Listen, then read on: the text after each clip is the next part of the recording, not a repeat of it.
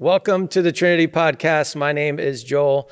I have Jeremiah Stanley, Tommy Carr, and Tom Messer on the podcast today. If you listened to last week's, this is part 2 of last week. We talked about what it looks like to live a generous life, and which is such an important conversation around this time of year, or really all year around. And we're going to be looking at radical generosity here in part 2.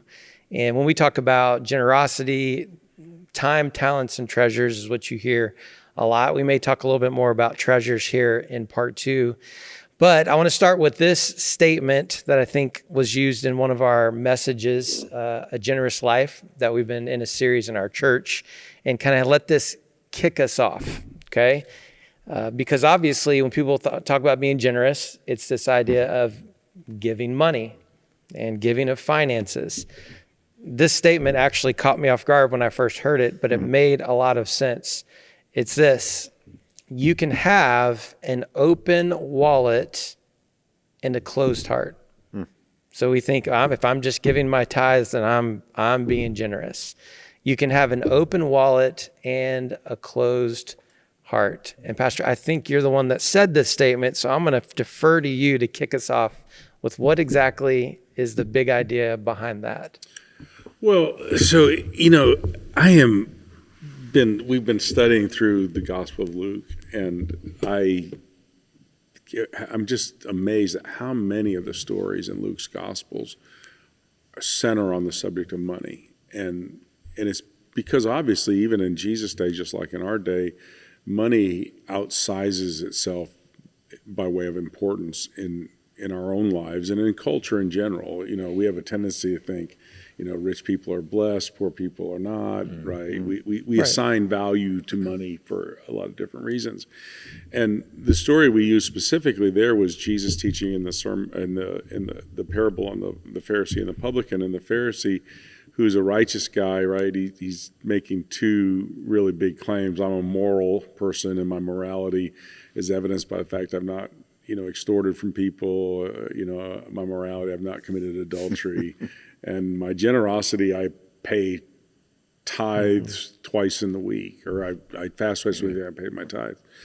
And what Jesus is actually going to show us in that guy's life is that, hey, he had an open wallet but a closed heart. And Jesus is going to actually turn, like he does everything else, the paradox of the kingdom, right? He turns everything upside down, and he's more interested in your heart than he is your wallet. If you can get an open heart, that is obviously the byproduct of that. The natural assumption is, hey, open heart will get you an open wallet. And he's more interested in your heart than he is your wallet. And so here's the publican, who's the contrast in that story, and here's what he does. He just says, God, I've got nothing to give you. I'm as bankrupt morally, religiously. And the funny thing is he had money, right? But he had no heart. Yeah. And he says, God, be merciful. He smites on his heart, on his breast, right? God, be merciful to me, a sinner. I need you to give. I have nothing unless you give me your righteousness. If I can get righteousness from you. And, I don't know this for a fact, but I think Jesus is telling that and setting up the Zacchaeus encounter. Yeah, right? No question. Parable, yeah. Luke 18, Zacchaeus, the chief publican, the worst of the publicans. Yeah. And what does he do? Hey, if I've stolen, I'm going to restore fourfold. And not only that, in addition to that, restitution.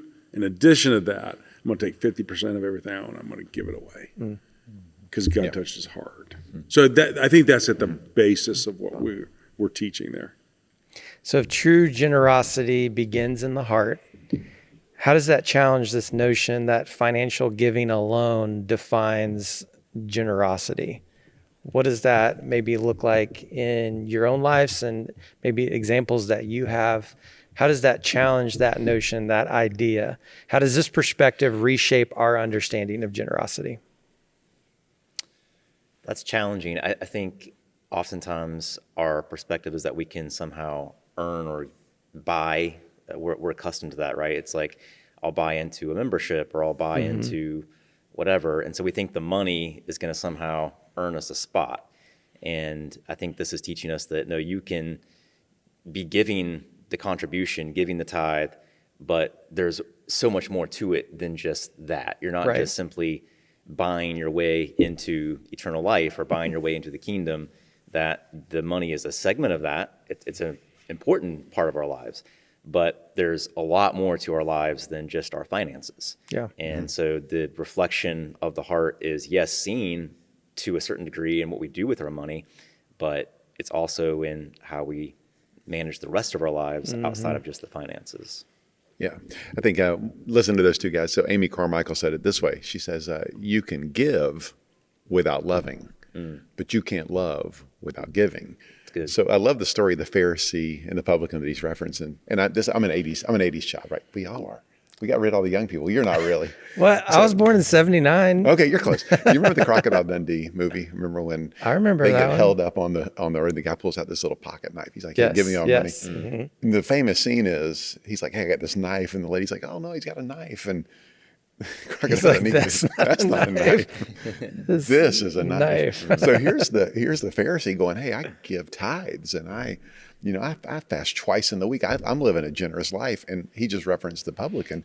He's beating on his chest, and God's saying, you think that's generous? This is generosity. You think that's a knife? This is a knife. Yeah. So he throws the whole thing that it's just money, because the publican walks away justified.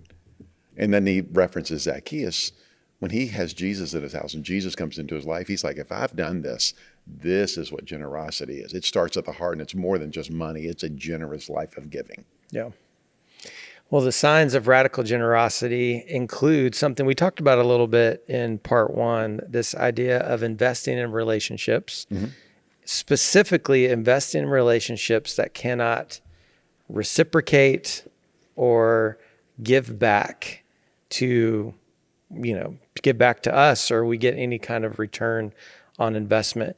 How can we practically implement these signs in our own daily lives? And what are the challenges that we face when it comes to giving to those who cannot give back to us? Tom, you need to tell the story you told Sunday. So, I'll tell you too. And a lot of this, I'm going to frame around, again, as I think it's a church perspective. I think a lot about, I think this is normal as you get older. I think about a lot about the way we do church and have done church over the years. We're deeply invested in children's ministry. And when I say children's ministry, I'm talking about nursery to even to young adults. You think the older kids get, they start to, there's a quid pro quo kind of built in. They start doing stuff for you. Right. We're finally getting this for that. You get there. But I use two illustrations on Sunday to prove this out. We're heavily invested in children's ministry. We're putting a lot of time, money, energy, resources, some of our best talented people in reaching kids. And the likelihood of them paying us back tomorrow, a month from now, a year from now is long term. And I use this illustration that Tommy's our campus pastor now. And in fact, this to a degree is true about Jeremiah. It's true about Daniel, who's Daniel Riddick, our other campus pastor. I had relationships with them when they were all college students, in Tommy's case when he was a 14-year-old. And if you said to me in 1982, hey, Tommy's going to be campus pastor, They ought to give him a drug test. Now, he was probably, and the other kids that are going to hear this probably don't want to hear this, but he was probably of all the kids, I thought, there's a kid, if you could ever harness it, he's got all that it takes. But the thought of harnessing it was like, is that going to happen? And so, I invested I remember saying to Lisa at times, hey, honey, I'm going to go hang out with these kids and we're going to play basketball on Friday night. And, when you're married and you got a 6-month-old and you're telling your wife, hey, I'm going to go hang out with 16-year-old kids and play basketball, that creates its own conflict, right? And the only reason I did it is I wanted them to come to church on Sunday. And the only way you get them to come to church on Sunday is be interested in what they were doing, outside of church, right? I do have one quick question. Could Tommy guard you? That's all I have to know. Could he? Well, let me put it this way. Little side note. Tommy was a good basketball player, and he, of all those kids, that was kind of his sport. Okay. Tommy was it was basketball and piano. That was the two things he could really good at. But you have to remember, I was in very good shape in my life. I just played 4 years of college basketball. Okay. And it was not much of an effort to beat those kids. They were just teenagers at the time. I love it. Okay, back to your main We point. have drastically different memories. I had to hear that part, but I'll let you go back. But that was a long time ago. Right? And here's the thing: when you're 64, you can brag, and you don't have to prove anything. The older you get, the better you were. That's what they say. But my point is, I poured into his life. Right.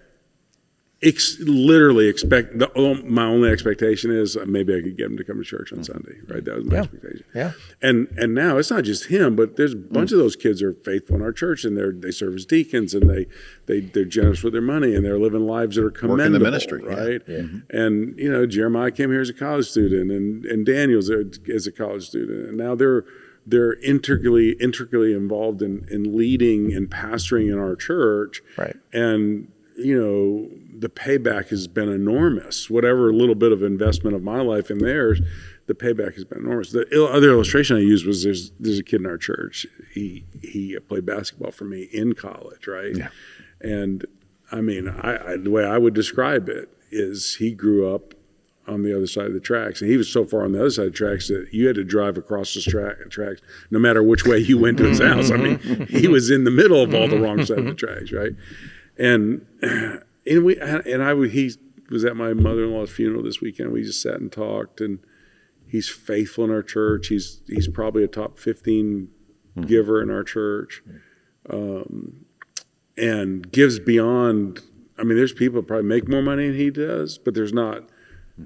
But 15 other people that give more money than he does, and my investment in his life was just simply, hey, I want to see you break the pattern of brokenness and the pattern of poverty, the pattern of addiction, the pattern of, your family breakdown. And the only thing I did was really minister to him out of the gospel, gave him rides, tried to nudge him along on the right path, would buy him food, give him opportunities in life. And back then, I mean, so maybe I gave him a couple $100 in, 100 car rides. And his life is just, I mean, he's lifted his whole family into a whole, his future generations have a whole different platform from which they're working off. And I'm not saying that to say about me. I'm saying that the payback for me is it's infinitely more rewarding to say, hey man, what I maybe even did in some ways begrudgingly or for not the most altruistic motives, has paid off way beyond what I could ever imagine. I think that is what generosity is. I think, and to do that in the context, my point I was trying to get at is that's how a church should be living. Yep. We should not be hesitant at all to pour out for our kids. Yeah. Right. It's going to pay off. In fact, it is the hope we have for the future of the church that it's going to pay off. Now, Jeremiah, in your context, obviously you're new to the pastoral role, but spent years and years in a college setting and investing in college students who could probably give you a pack of ramen noodles or whatever, right? College students don't have a lot to. What is your experience in practicing that and living it out for the past 10 or 15 years in a different kind of setting? Sure. So it's definitely one of the most rewarding aspects of ministry to invest and make those relational investments in terms of discipleship and mentoring. And some of that was just practical stuff, just how to organize your life and how to make good decisions. It wasn't always super spiritual. Sure. But that was part of it too, the discipleship piece and helping them work through big life decisions. Who am I going to marry? What am I going to choose as a vocation or a career path? And so in the moment, you're not really necessarily thinking about what is this going to look like in 10 or 15 years down the road. You're just trying to minister to them in the moment, in the day that they come to see you or talk to you. But then as time goes on and you begin to see that relationship grow and see them developing as young leaders and as moms and dads, and they've got kids of their own, and that is a very rewarding aspect of it when you look back and say, wow, that little kind of what Pastor's talking about, that little bit of investment that I maybe didn't even think about at the moment, Right. Mm-hmm. it yields dividends that are just unbelievable over time. So Over it's time. it's kind of like the financial investments. The Mm-hmm. time is the key. Is the Yeah. it's the component that brings about the biggest yield. I love that. I love real that. good. So I'm gonna switch to a little bit more of the financial piece because I do have a question, and this is something in Christian circles, and anyone can jump in on this. But when it comes to giving, is it really about the percentage? Because I'm kind of you just tell me what to do, and I'm going to do it. Here are the rules or whatever.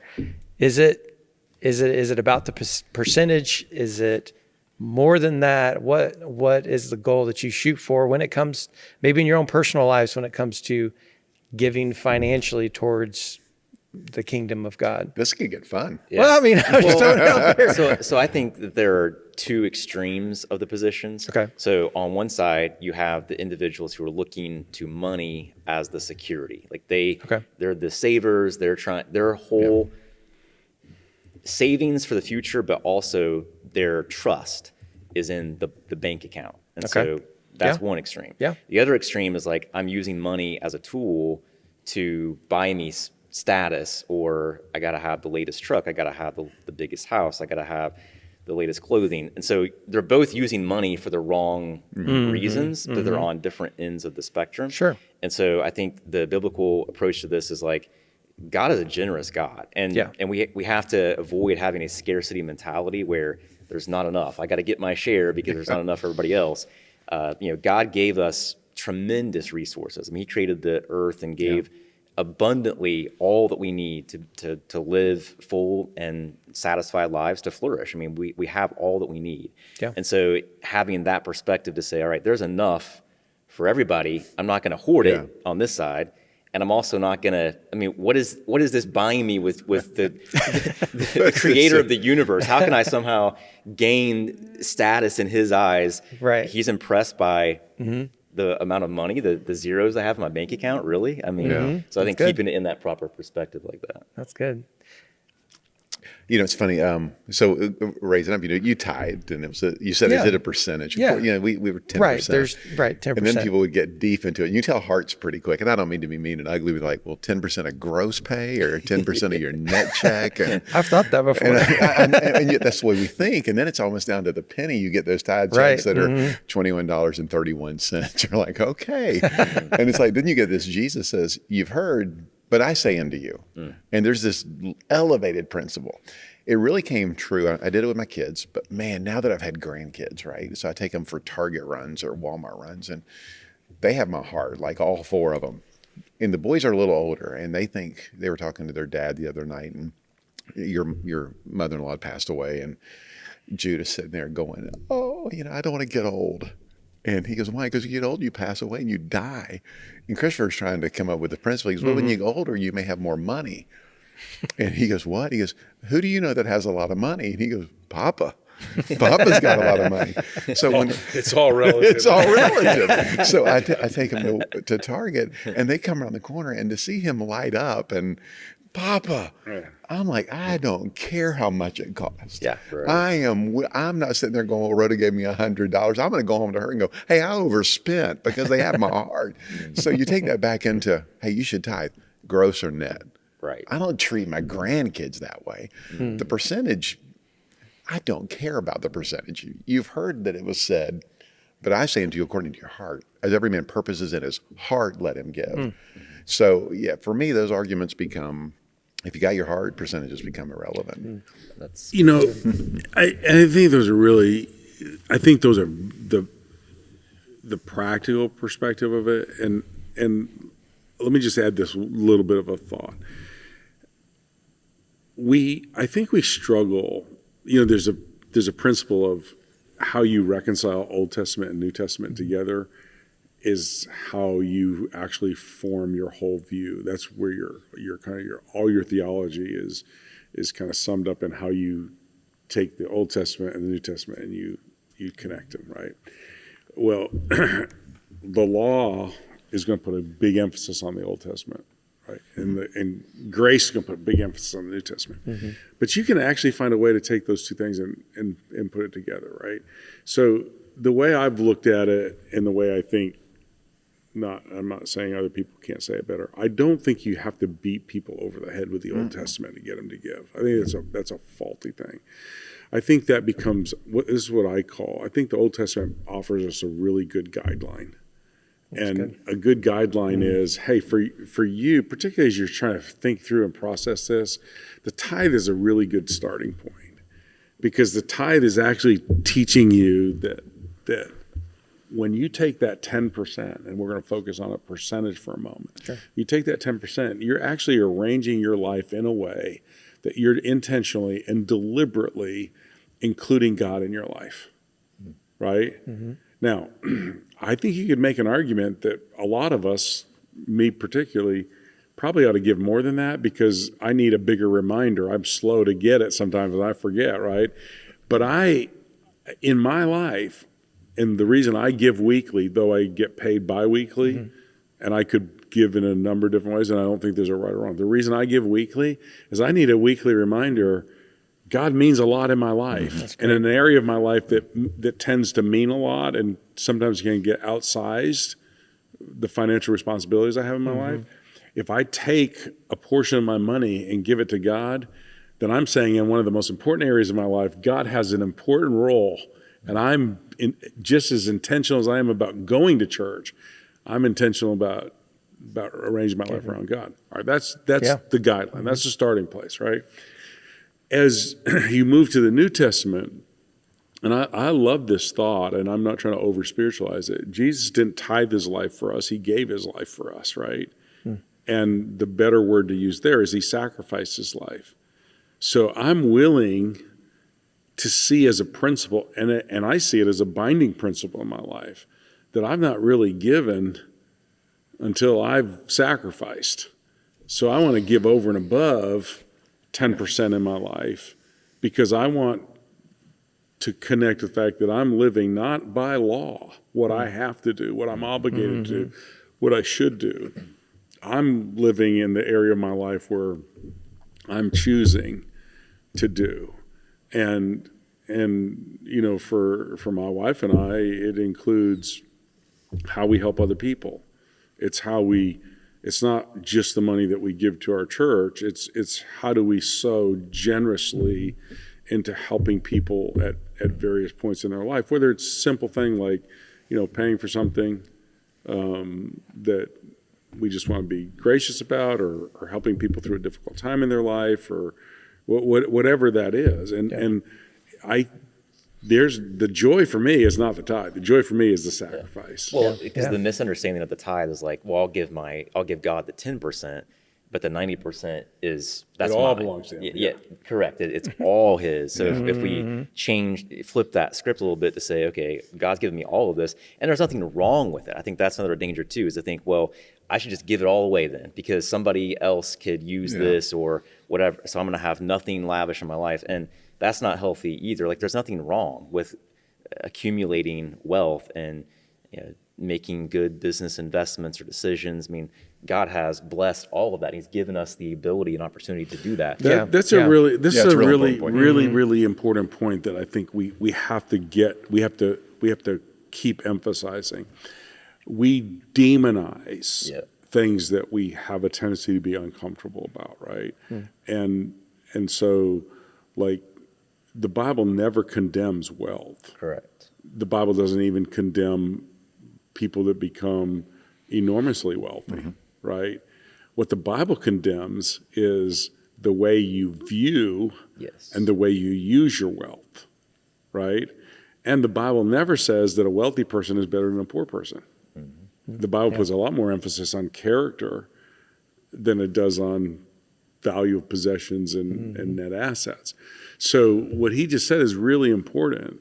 It's not wrong to accumulate wealth. In fact, part of think wealth creation is simply a matter of you living out of the fact that God has put this enormous natural resources in the world, and you figured out as a steward how to take what God has created and use it to turn into something that's even better. He gives you power to get wealth, right? That story on the rich young ruler, Jesus said it's hard for a rich person to enter. And I think a reason for that is because if you have those kind of riches, if you have that type of wealth, you're self-sufficient. You don't think you need. And so the disciples said, well, then who can enter? And he said, well, for man, this is difficult, but with God, it's not. So he's not condemning riches in that chapter. He's saying that it's okay to have that kind of wealth, but you have to understand you didn't get that on your own. That you didn't somehow accumulate all of that, and you're self-sufficient, self-supportive, and God is going to give you some kind of type of favor because of that. The rich person has to acknowledge and say, hey, I've been given a tremendous amount of resources to steward and manage, and it's all from him. And so my approach to that is to be generous because God gave it all to me anyway. Yeah, I just think it's funny. So like Tom says, and what Bill both said so good, but it's that Old Testament link between, it's funny we don't do that with anything else. So if I say, hey, why do you give to the church? You go, because he's commanded us to tithe. But if I say, hey, why don't you commit adultery? You wouldn't go, because the law tells me not to commit adultery. You'd say, because I love Jenny. Why don't you murder, Tom? Well, the law told us not to murder. You say, no, because I love people, because they're made in the image of God. So why do you give, Joel? I give because I love God. Not because I was commanded by an Old Testament principle. It supports that, but that's the only thing we do that so often true. It becomes very disconnected from love.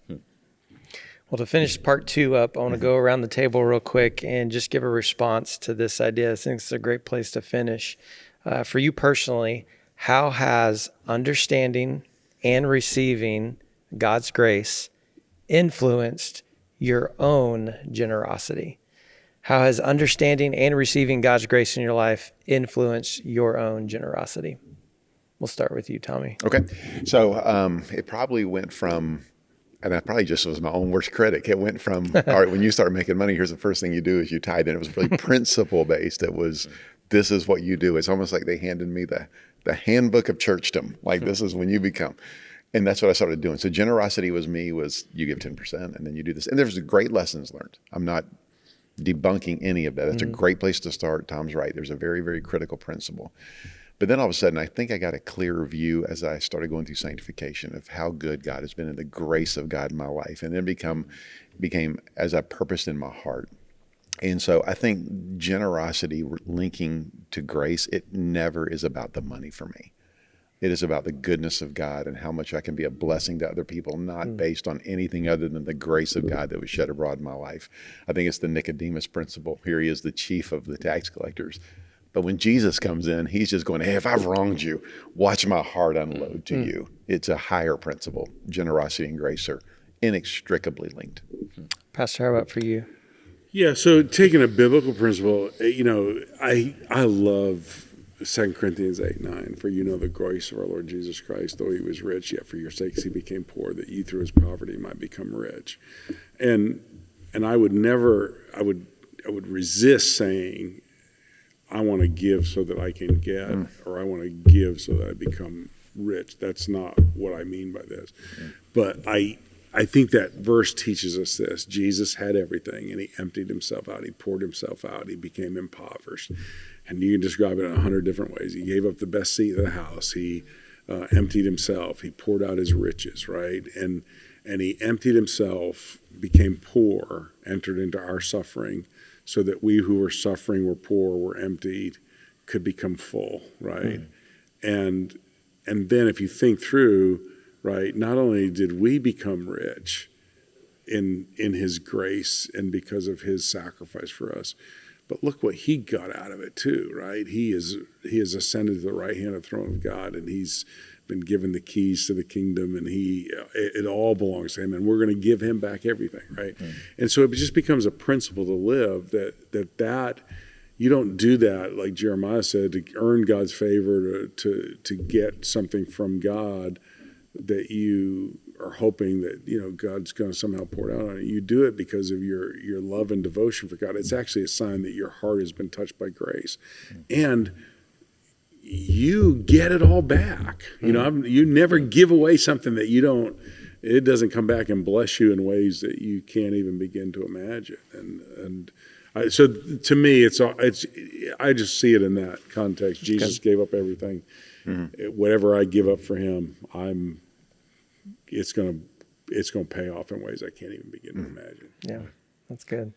I would say for me, it goes back to the parable of the talents. where some are given different denominations of resources or riches. So I think for every one of us, there is a certain amount that God has given us, not just in dollars, but in terms of our entire life. And so the stewardship principle for me is huge. And so I think it's relative. So you think about yourself in comparison to somebody else. You say, well, I have less wealth than they have or more wealth or whatever. And then you ultimately go to someone like a Bill Gates or Jeff Bezos and you're like, well, goodness, in comparison to that. And so the ultimate picture of that is Christ. What Pastor Tom was speaking to is like he had the wealth, the riches of heaven, and he was willing to give all of that up. So I think for myself, it comes down to the stewardship piece that I want to have the right approach to this, that I want to accumulate wealth and make good decisions and leave an inheritance to my children's children. But I want to do that with the spirit of it's all God's anyway. And it's never going to compare to the riches that he has. And so if he has been so generous with the extreme wealth that he has and was willing to give all that up for me, then I should have that same spirit in my life, but also have a healthy approach to living and accumulation and wealth, and hopefully instill that into my children that there's a proper perspective to have on this, and it needs to align with the. That's Joel. That's a really good, important point to make too. This is something we could probably talk a lot about. I think this is important that you teach your kids to be responsible and to be creative and entrepreneurial, have character, accumulate money, handle their money well. But if you only teach them to make money and you don't teach them to give money, that's really good. You haven't completed the cycle. Yeah, and that's great. I think that because what's the purpose of it, right? I mean, it's just to accumulate it, to accumulate it. I mean, and that's like I could think it sounds so easy for us, particularly me, to sit here and talk about money and talk about generosity and thinking, man, just think of how much good that would do the church if everybody was that generous. Well, my point is, don't do it just because it's good for the church, although it is good for the church, and we'll do a lot more together collectively than we could ever do individually or without living that way.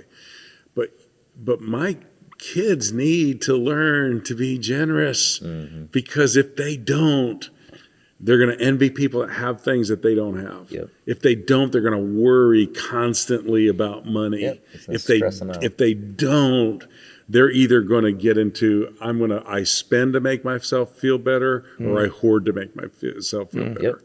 And the way that you slay envy, give your money away. The way that you get past anxiety, you're not trusting in the things that you're accumulating. The way you get past, and this is addictive behavior, right? Addiction is I hold on to it because I have to have it, or I spend it because I can't feel good if I don't spend it. That's addiction, right? It's money addiction. And so generosity is going to help them become fuller, richer, deeper, sweeter, brighter, better, stronger people if they learn how to be generous with their money. So you got to teach them to make it. Yes. Got to teach them. You got to teach them how to handle it, and you got to teach them how to give it. That's it. Well, we'll finish this podcast where we started, the cosmic truth, something great for us to remember today, for you to write it down, to live by. You will never find your life until you completely give yourself away to Jesus. So really appreciate the conversation. Hey, let me encourage you, if you're looking for a place to start when it comes to your time, talents, and treasures, we like to say this a lot. You can take some steps to move from giving nothing to something to significant, or something significant to sacrificial, however that looks like in your life as we respond to the grace that God has given us. Hey, thanks so much for listening today. As always, we want to help everyday people discover an extraordinary life with God. We will catch you next time.